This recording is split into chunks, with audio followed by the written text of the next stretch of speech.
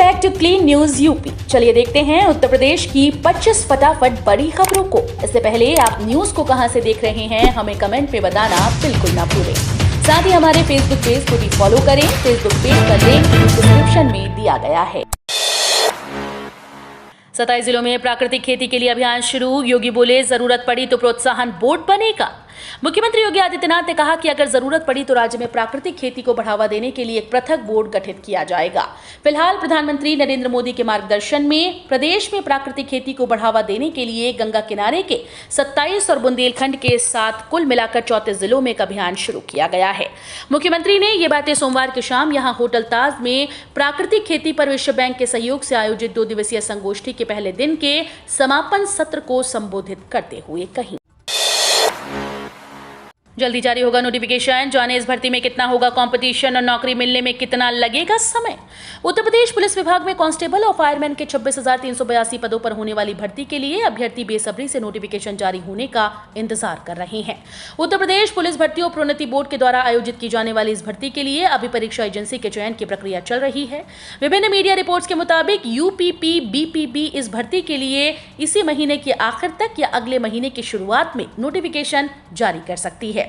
UPP BPP द्वारा आयोजित की गई पिछली कांस्टेबल भर्तियों के आधार पर यह उम्मीद जताई जा रही है कि इस भर्ती में 18 से 22 साल तक के 12वीं पास अभ्यर्थियों को आवेदन का मौका दिया जा सकता है। एक साथ खुली कोऑपरेटिव बैंक की 13 शाखाएं। सहकारिता राज्य मंत्री बोले 5 साल में 100 होंगी ब्रांच। प्रदेश के सहकारिता राज्य मंत्री जेपीएस राठौड़ ने सोमवार को कोऑपरेटिव बैंक की 13 शाखाओं का शुभारंभ किया। यूपीसीबी मुख्यालय में आयोजित इस कार्यक्रम में राठौड़ ने कहा कि प्रदेश में अब कोऑपरेटिव बैंक की शाखाएं बढ़कर 40 हो गई। कहा कि इसी साल शाखाओं की संख्या 50 और 5 साल में 100 की जाएगी। उन्होंने कहा कि एक दौर था जब गरीब आदमी को गार्ड बैंक में नहीं घुसने देता था। यदि घुस भी गया तो उससे इंट्रोड्यूसर मांगा जाता था। ग्रामीण लोगों को लोन नहीं मिलता था। यूपी कोऑपरेटिव बैंक ने ऐसे गरीबों के लिए बैंक के दरवाजे खोल दिए हैं। रायबरेली में कृषि विभाग की बड़ी लापरवाही। 33,000 मुर्दों के खाते में जा रहा था पीएम कृषि सम्मान निधि योजना का पैसा। यूपी के रायबरेली में कृषि विभाग की लापरवाही के चलते सरकार को करोड़ों रुपए स्वाहा हो गए। खबर है कि रायबरेली में मर चुके 33,000 किसानों के खाते में किसान सम्मान निधि का पैसा जा रहा था। इस खबर के सामने आते ही कृषि विभाग में हड़कंप मच गया। आनन फानन में जांच के आदेश दे दिए गए। यूपी में 100% टीकाकरण का लक्ष्य पूरा। बच्चों के वैक्सीनेशन पर जोर। देश भर में एक बार फिर से कोरोना संक्रमितों का आंकड़ा तेजी से बढ़ रहा है। वहीं सरकारें लगातार इस कोशिश में लगी हैं कि कोई भी टीकाकरण के बिना न रह जाए। इसी बीच यूपी के उप मुख्यमंत्री ब्रजेश पाठक ने प्रदेश में टीकाकरण को लेकर बड़ा दावा किया। उन्होंने कहा कि यूपी में वयस्कों के कोरोना टीकाकरण का काम 100% पूरा हो गया, जो कि एक बड़ी उपलब्धि है। सोमवार को डिप्टी सीएम ने कहा कि प्रधानमंत्री नरेंद्र मोदी के निर्देशानुसार काम हुआ है। प्रदेश में 100% टीकाकरण हो चुका है। यूपी में गरीबों को मिलने वाले मकानों में होंगी सारी सुविधाएं। योगी सरकार का निर्देश। शहरों में गरीबों के लिए मकान बनाने में अब मनमानी नहीं चलेगी। ईडब्ल्यूएस या फिर प्रधानमंत्री आवास योजना में मकान बनाने वालों को सभी जरूरी सुविधाएं देनी होंगी। प्रमुख सचिव आवास नितिन रमेश गोकर्ण ने बीते दिनों विभागीय अधिकारियों के साथ बैठक कर शहरों में बनाए जा रहे छोटे मकानों, खासकर प्रधानमंत्री योजना में दी जाने वाली सुविधाओं की जानकारी ली।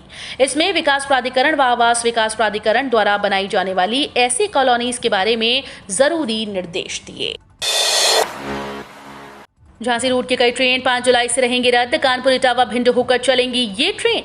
नॉन इंटरलॉकिंग काम के चलते झांसी रूट की कई ट्रेन 5 जुलाई से विभिन्न तारीखों के बीच निरस्त रहेंगी। वीरांगना लक्ष्मीबाई जंक्शन से कानपुर सेंट्रल रेलखंड के पामा रसूलपुर गोपामऊ भीमसेन स्टेशन के बीच दोहरीकरण के कारण होगा। इस कारण 5 जुलाई से कई ट्रेन निरस्त रहेंगी, जबकि कई ट्रेन बदले रूट से संचालित होंगी। ग्वालियर बरौनी 1 से 14 जुलाई तक वापसी में 30 जून से 13 जुलाई तक, गोरखपुर पनवेल 1 से 14 जुलाई तक, गोरखपुर बांद्रा 6-13 जुलाई को, पनवेल गोरखपुर 1 से 13 जुलाई तक, पुणे गोरखपुर 2 व 9 जुलाई को, यशवंतपुर गोरखपुर 29 जून, 6 जुलाई को वापसी, चेन्नई लखनऊ 9-12 को वापसी में 11 व 14 जुलाई को, एलटीटी सीतापुर 2 से 13 जुलाई, एलटीटी गोरखपुर 30 जून व 7 जुलाई को वापसी में 2 व 9 जुलाई को आएगी। राशन कार्ड बनवाने के लिए अब लगेंगे इतने रुपए। इस राज्य के लोगों के लिए बड़ा अपडेट। आम लोगों के लिए राशन कार्ड काफी फायदेमंद दस्तावेज होता है। राशन कार्ड के जरिए योग्य लोग सरकार से मुफ्त राशन हासिल कर सकते हैं। राशन कार्ड एक आधिकारिक दस्तावेज है जो संबंधित राज्य सरकारों के जरिए जारी किया जाता है। इस कार्ड की सहायता से पात्र परिवार राष्ट्रीय खाद्य सुरक्षा अधिनियम 2013 के अनुसार रियायती दरों पर अनाज खरीद सकते हैं। अयोध्या के कैंट इलाके में लावारिस हालत में मिले 18 हैंड ग्रेनेड, सुरक्षा एजेंसी अलर्ट। अयोध्या में सोमवार को कैंट इलाके में 1 दर्जन से ज्यादा हैंड ग्रेनेड मिलने से पूरे इलाके में सनसनी फैल गई। इतनी बड़ी मात्रा में लावारिस हैंड ग्रेनेड मिलने की खबर से सुरक्षा एजेंसीज भी अलर्ट हो गई। जानकारी के मुताबिक हैंड ग्रेनेड मिलने की खबर मिलते ही सुरक्षा एजेंसी सतर्क हो गई और इलाके में निगरानी बढ़ा दी गई। जानकारी के मुताबिक सुरक्षा एजेंसीज को कुल 18 हैंड ग्रेनेड लावारिस हालत में मिले, जिन्हें नष्ट कर दिया गया है। नोएडा ग्रेटर नोएडा में होम बायर्स सबसे ज्यादा प्रभावित। 1.18 लाख करोड़ रुपए की 1.65 लाख यूनिट ठप। प्रॉपर्टी कंसल्टेंट एनआरओ के मुताबिक Noida greater Noida property market में हाउसिंग प्रोजेक्ट्स में फ्लैट बुक करने वाले होम बायर्स सबसे ज्यादा प्रभावित हुए। इन दोनों शहरों में 1.18 लाख करोड़ रुपए के 1.65 लाख से ज्यादा फ्लैट्स फिलहाल रुके हुए हैं या काफी देरी से चल रहे हैं। अपने शोध में सलाहकार ने 7 बड़ी संपत्ति बाजारों Delhi NCR, Mumbai metropolitan region, Kolkata, Chennai, Bengaluru, Hyderabad और पुणे में 2014 या उससे पहले शुरू की गई केवल उन आवास परियोजनाओं को लिया है। लखनऊ से दिल्ली के बीच चलने वाली डबल डेकर ट्रेन अब गोरखपुर तक चलाने की तैयारी। 3 साल से बंद डबल डेकर ट्रेन को फिर से चलाने की तैयारी है। लखनऊ से दिल्ली के बीच चलने वाली डबल डेकर ट्रेन इस बार गोरखपुर तक चलाने पर मंथन हो रहा है।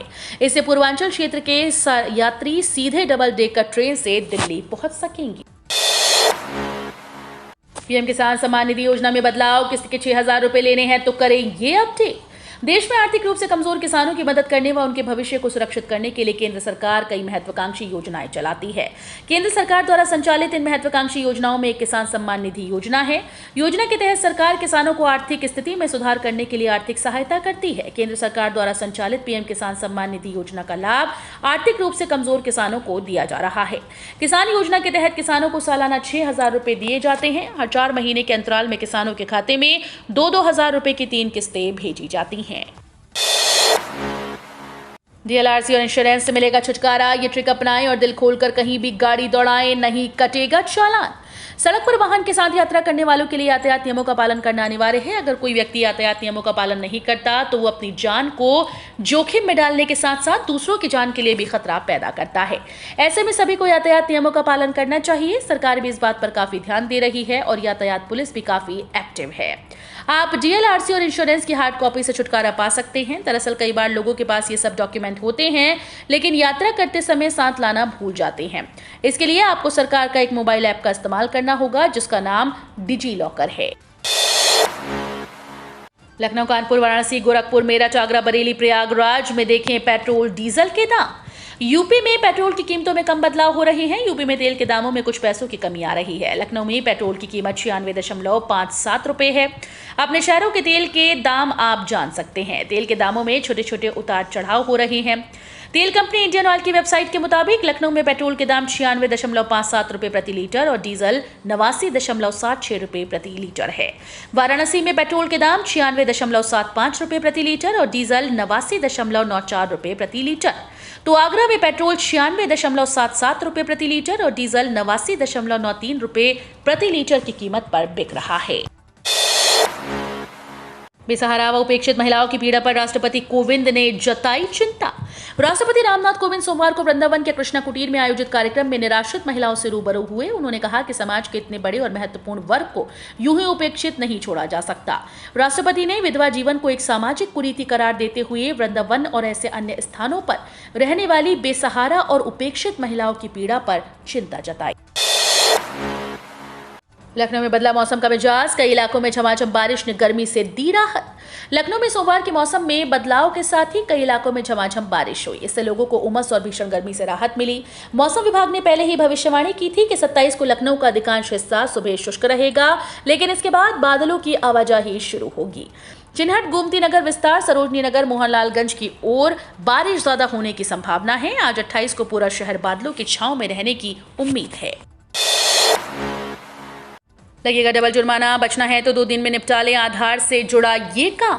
पैन से आधार को लिंक कराने की अंतिम तारीख अब समाप्त होने जा रही है। 30 जून के बाद आधार से पैन लिंक करवाने के लिए डबल जुर्माना भरना पड़ेगा। इसलिए अगर आपने अभी तक ये काम पूरा नहीं किया तो 2 दिन के भीतर इसे निपटा लें। अगर आप 30 जून से पहले अपने पैन को आधार से लिंक करवा लेते हैं तो जुर्माना कम देना पड़ेगा।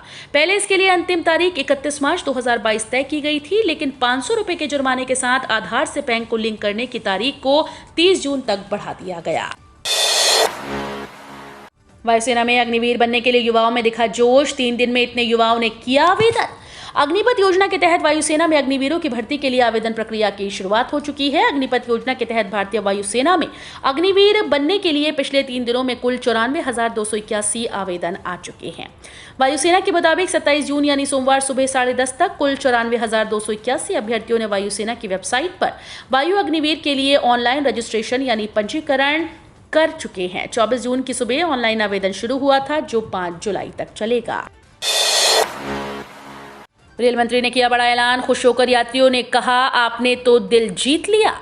अगर आप रेल से यात्रा करते हैं तो आपके लिए जरूरी खबर है। भारतीय रेलवे समय समय पर अपने यात्रियों की सहूलियत के लिए सुविधाएं पेश करती रहती है।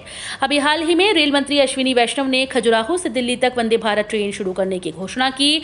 दरअसल खजुराहो में कार्यक्रम के दौरान रेल मंत्री ने बताया कि छतरपुर और खजुराहो में रेक पॉइंट स्वीकृत हुए हैं। गौरतलब है कि सरकार देश के 75 शहरों को वंदे भारत ट्रेन से जोड़ने का प्लान बना रही है। इसके लिए इंटीग्रल चेन्नई में तेजी से तैयारी की जा रही है। यहाँ 75 और वंदे भारत ट्रेन के कोच का प्रोडक्शन किया जा रहा है। योगी सरकार ने बढ़ाया प्राइमरी के बच्चों के लिए बजट। यूनिफॉर्म के साथ देगी कॉपी पेंसिल का पैसा। अब कॉपी पेंसिल के लिए सरकारी स्कूल के विद्यार्थियों को अपने अभिभावकों का मुंह नहीं ताकना पड़ेगा। इस सत्र में राज्य सरकार यूनिफॉर्म, स्वेटर, जूते मोजे के साथ स्टेशनरी और पेंसिल का पैसा भी देगी। इसके लिए 100 रुपए डीबीटी के रूप में दिए जाएंगे। 1100 रुपए की जगह 1200 रुपए देने की तैयारी है।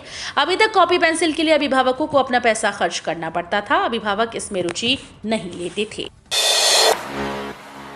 बांके बिहारी मंदिर में भक्तों के लिए दर्शन बंद, सुरक्षा बढ़ी, कई रूट्स पर वाहन प्रतिबंधित। राष्ट्रपति रामनाथ कोविंद, राज्यपाल और प्रदेश के मुख्यमंत्री के वृंदावन आगमन को लेकर पुलिस प्रशासन ने सुरक्षा व्यवस्था को फुल प्रूफ खाका तैयार किया है। एडीजी आगरा जोन ने ब्रीफिंग, रिहर्सल व डीब्रीफिंग के दौरान सभी सुरक्षा में लगे कर्मचारियों से लेकर अधिकारियों तक को ड्यूटी पॉइंट पर अलर्ट रहने और इस दौरान अपने अधिकार व कर्तव्य के बारे में जानकारी दी।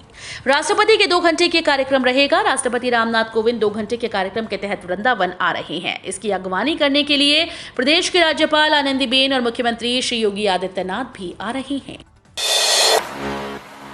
सावधान, लखनऊ के अलीगंज चिन्हट में पिछले 15 दिनों में कोविड के दुगने मामले।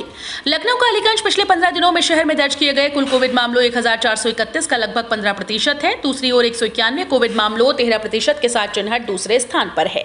आलाबाग 178 मामलों 12% के साथ तीसरे और इंदिरा नगर 149 मामलों 10% के साथ चौथे स्थान पर। इस रिपोर्ट में पिछले 15 दिनों के कोविड लॉग को शामिल किया गया है। ओल्ड सिटी में भी 139 9% मामले सामने आए हैं। चिन्हट जहां दूसरे सबसे ज्यादा मामले सामने आए, इसमें शहर के बाहरी इलाके जैसे गोमती नगर एक्सटेंशन और खरगापुर रोड के कई इलाके शामिल हैं। सहारनपुर में खाकी का खौफ, 9 हिस्ट्री शीटर्स ने थाने पहुंचकर किया सरेंडर। पुलिस की धरपकड़ अभियान से घबराए 9 हिस्ट्री शीटर्स ने सोमवार को थाने पहुंचकर आत्मसमर्पण कर दिया। बदमाश हाथों में तख्ती लेकर परेड करते हुए थाने पहुंचे और कहा कि वो कसम खाते हैं अब आगे अपराध नहीं करेंगे। इसके बाद सभी को कोतवाली प्रभारी ने चेतावनी दी। रामपुर कोतवाली प्रभारी विशाल श्रीवास्तव के नेतृत्व में चलाई जा रहे धरपकड़ अभियान से घबराए कोतवाली क्षेत्र के 9 हिस्ट्री शीटर करण सिंह, दिलशाद, रुकमा अफजाल, मेहताब, मशरूफ, शौकत जिंदा, बीर सिंह, अमित परेड की शक्ल में कोतवाली पहुंचे। बिना गारंटी के लोन दे रही सरकार, ऐसे उठाएं योजना का फायदा। केंद्र सरकार छोटे व्यापारियों की मदद के लिए एक स्कीम चला रही है। पीएम स्वनिधि योजना के तहत रोजगार शुरू करने के लिए 10,000 रुपए का लोन बिना किसी गारंटी के दिया जाएगा। दरअसल सरकार ने ये योजना कोरोना महामारी के दौरान बुरी तरह से प्रभावित हुए स्ट्रीट वेंडर्स के लिए शुरू की थी, ताकि फिर से अपने काम को वो पटरी पर ला सकें। सरकार ने इस स्कीम को 2024 तक के लिए बढ़ा दिया है। कई देशों को रोटी खिला रहा भारत, पाबंदियों के बाद भी लाखों टन गेहूं निर्यात। रूस यूक्रेन के बीच इस साल फरवरी से जारी जंग के बाद दुनिया भर में खाने पीने की चीजों की कमी का संकट उत्पन्न हो गया है। इस बदले हालात में भारत कई देशों के लिए उम्मीद की किरण बनकर उभरा। कुछ खाद्य पदार्थों के निर्यात पर पाबंदियां लगाने के बाद भारत जरूरतमंद देशों को इनकी आपूर्ति कर रहा है। उदाहरण के लिए भारत ने घरेलू बाजार में उपलब्धता सुनिश्चित करने और खाद्य सुरक्षा बनाए रखने के लिए मई में गेहूं के निर्यात पर प्रतिबंध लगाया। हालांकि इसके बाद भी भारत ने कई देशों को लाखों टन गेहूं का निर्यात किया है। तो ये थी आज की 25 फटाफट बड़ी खबरें। अगर आपको न्यूज पसंद आई हो तो वीडियो को लाइक और शेयर जरूर करें। धन्यवाद।